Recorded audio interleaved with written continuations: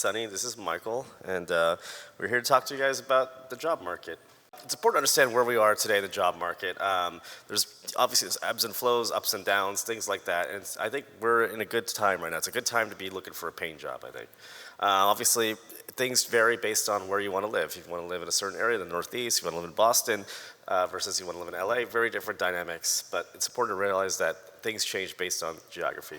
And also something to keep in mind is the fact of there's a lot happening in Washington, D.C. There's a lot happening in your local state capital that can impact your ability to practice medicine, whether it's restrictions related to opioid dispensing and prescribing, things like that. So it's always a good idea to keep in mind what's happening, things in regard to reimbursement policies, making sure your billing and coding is compliant, all this stuff. You need to be very mindful of all this stuff as you decide where to practice. Malpractice, tort issues, all these things.